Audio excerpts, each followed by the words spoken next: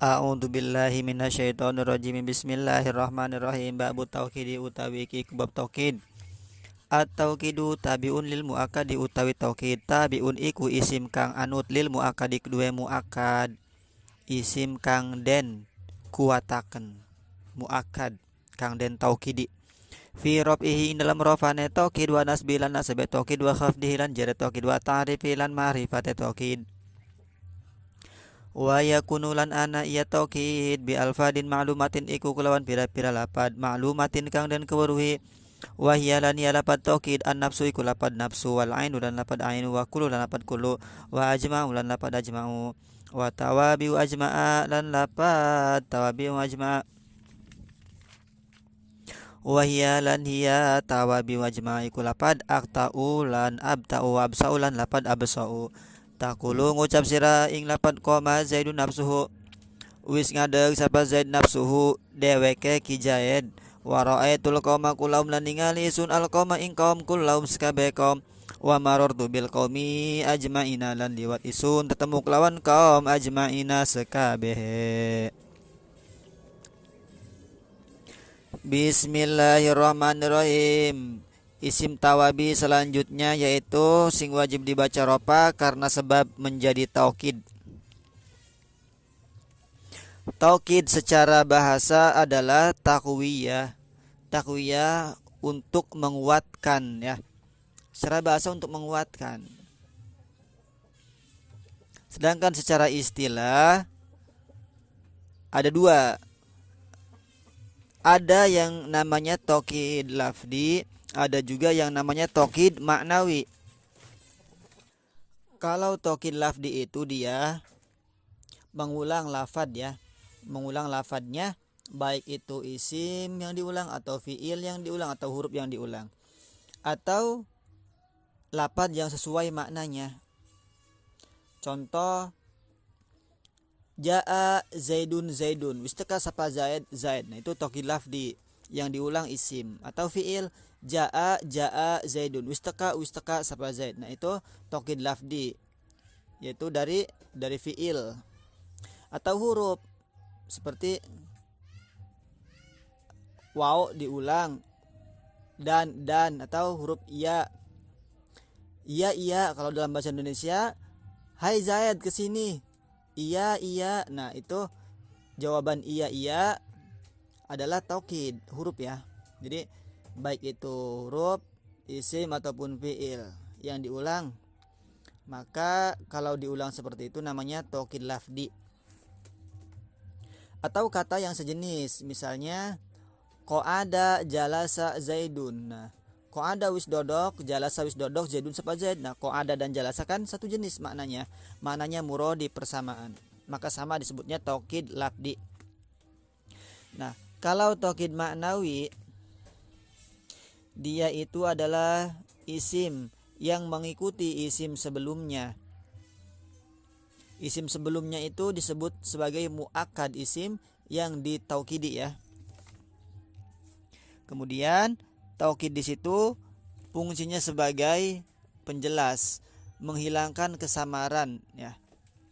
Dia isim yang mengikuti isim sebelumnya atau yang disebut dengan muakkad yang ditaukidi. Nah, isim ini dia sebagai hukum yang dimaksud ya. Sebagai hukum yang dimaksud.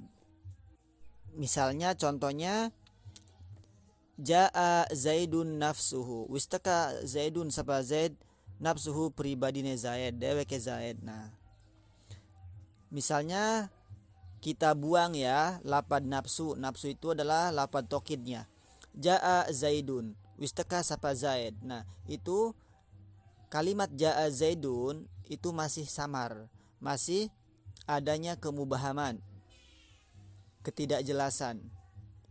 Bisa jadi yang datang itu adalah saudaranya Zaid, bisa jadi yang datang itu adalah adiknya Zaid, bapaknya Zaid, ibunya Zaid. Nah bisa jadi ketika kita datangkan taukid Ja'a Zaidun nafsuhu istaka Zaidun sapa Zaid nafsuhu pribadine Zaid. Nah ketika ada taukid seperti itu maka yang datang itu benar-benar pribadinya Zaid. Nah Fungsinya taukid di situ menghilangkan kesamaran, menghilangkan keraguan, dugaan yang terjadi ya pada hati kita, menghilangkan prasangka-prasangka. Jadi yang datang itu benar-benar murni Ki Zaidnya, bukan saudaranya, bukan pembantunya, bukan bapak, ibu, nah dan seterusnya. Nah, nafsu di situ dia taukid, mentaukidi lapad Zaid. Dia taukid, lapad taukid itu harus ma'rifat. Kenapa? Karena mu'akad, isim yang ditaukidi juga ma'rifat. Enggak ada mu'akad, itu enggak ada dari isim nakiroh.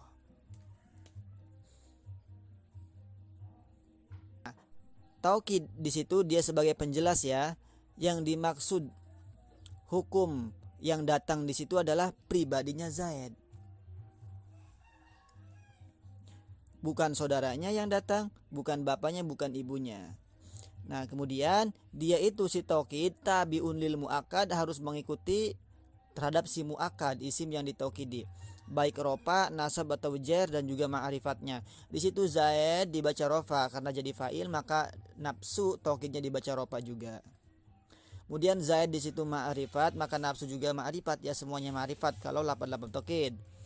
Nah, kemudian nafsu, ainu, kullu itu lapad-lapad taukid yang ma'rifat, dia harus punya domir yang kembali ke muakkad ya. Muakkadnya tergantung, misalnya kalau muakkadnya jamak maka domirnya harus jamak. Kalau muakkadnya itu mufrad maka domirnya pun harus mufrad. Kalau muakkadnya tasniyah maka domirnya pun harus tasniyah. Itu contohnya. Yang selanjutnya wajah al kaumu kulluhum, lan wistaka al kaumu sapa kaum, kulluhum sekabehe kaum. Nah, misalnya lapad kulluhum kita buang, ja'al kaumu telah datang, al kaumu sapa kaum, itu masih ada keraguan, masih ada prasangka-prasangka. Nah, yang datang itu berapa persen kaumnya? Apa 10%? Apa 20%? Apakah hanya laki-laki yang datang? Apakah hanya perempuan? Itu masih ada tanda tanya. Ketika kita taukidi kulluhum sekabehe kaum, seluruhnya, nah itu hilang prasangka-prasangka tersebut, tanda tanya tersebut hilang. Jadi yang datang di situ adalah seluruh kaum tanpa terkecuali. Itu fungsinya taukid ya, menghilangkan kesamaran, menghilangkan sangka-sangka. Nah, al kaumu di situ bentuknya apa? Jamak, karena kaum banyak, maka taukidnya sama harus jamak, domirnya kulluhum, hum domirnya jamak kembali ke kaum. Jadi domirnya itu sesuai. Kalau di atas tadi contohnya itu Zaid mufrad, maka domirnya mufrad, nafsuhu. Kalau contoh yang nasab, ra'aitu Zaidan nafsahu, ra'aitul qauma kullahum. Contoh yang jar, marartu bi Zaidin nafsihi atau marartu bil qaumi kullihim. Jadi harus sesuai pokoknya. Nah, ini namanya taukid maknawi. Kalau taukid lafzi itu hanya mengulang lapad saja. Atau kalau lapad ain, ja'a Zaidun ainuhu, ja'al kaumu ainuhum, misal. Atau lapad ajma'u, ja'al kaumu ajma'u, seperti itu. Ja'al ra'aitul qauma ajma'a, seperti itu.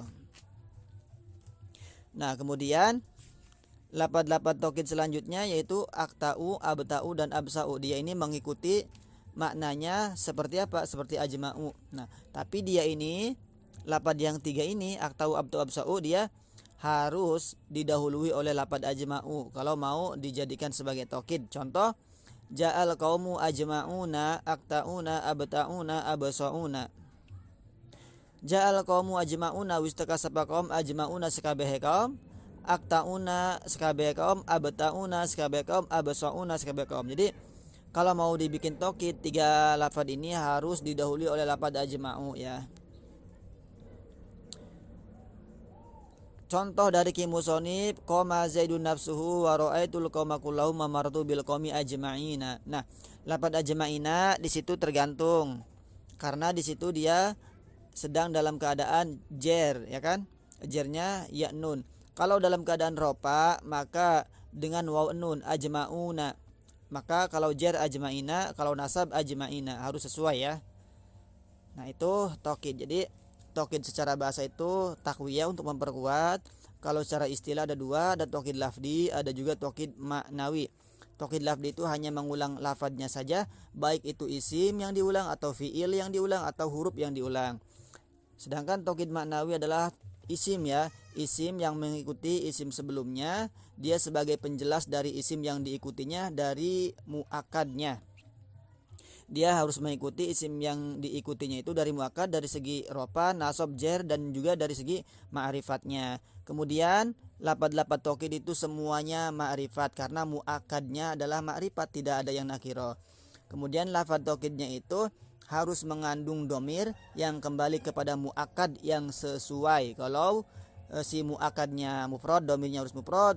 Muakadnya tasniyah, maka domirnya harus tasniyah. Kalau muakadnya itu jamak, maka si domirnya juga yang rujuk harus jamak. Nah itu ya,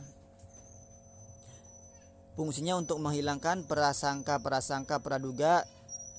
Nah sehingga menjadi jelas ya. Tuh. Wallahu a'lam bishawab.